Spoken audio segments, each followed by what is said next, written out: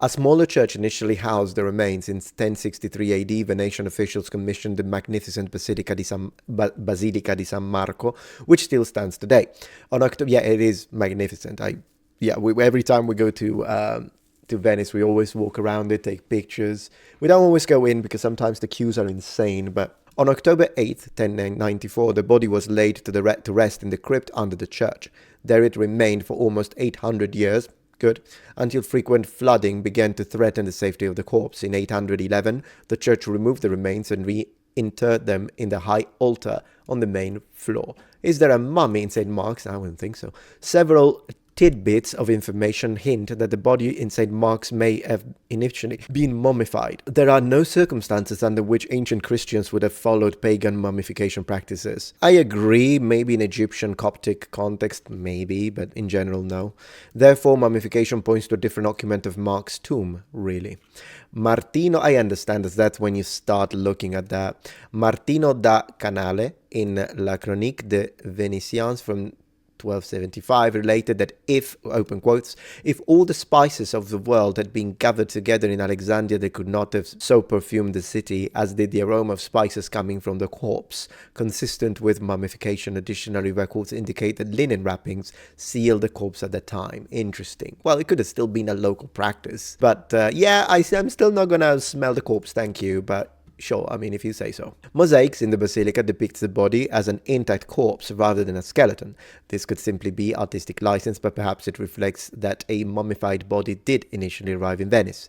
Further hints come from the transfer of the remains to their current location at the high altar. Leonardo Conte Manin documented the event. His observations contain no evidence to suggest that the skeleton showed damage from fire as marks should. His assertion that skeletons stuck to the cloth in certain areas is consistent with the expected state of a former now decomposed mummy. If we are to believe, once again, the early Christian accounts of the miraculous storm that prevented the body from being burnt, then why should there be burns, evidence of burns, onto the freaking skeleton? If anything, even if the fire started a little bit and then it got quenched by the rain, and so the whole burning failed, the flames would have burned outside, like the skin. But if you have a skeleton, good luck burning a skeleton. Yeah, I disagree with this statement. It doesn't make any logical sense to expect the skeleton to have any signs of burning.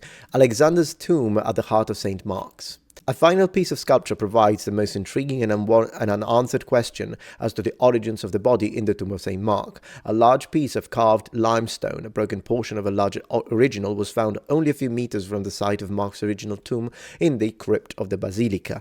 The block, now on display at the cloister of St. Apollonia in Venice, depicts a relief of a shield, greaves, swords, and portion of a spear. Oh, I see. Yeah, that does sound like Alexander the Great.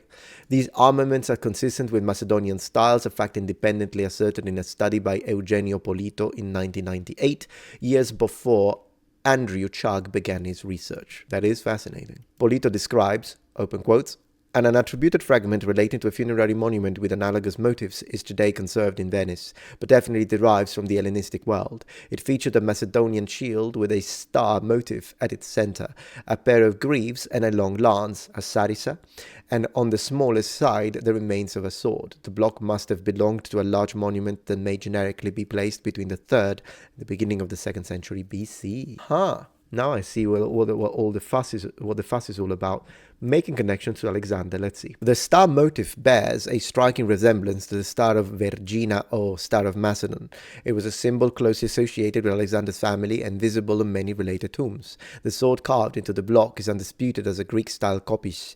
If one extends the spear at the angle of its descent to its logical conclusion at the base of the stone block, its size matches the distinctive Macedonian sarissa.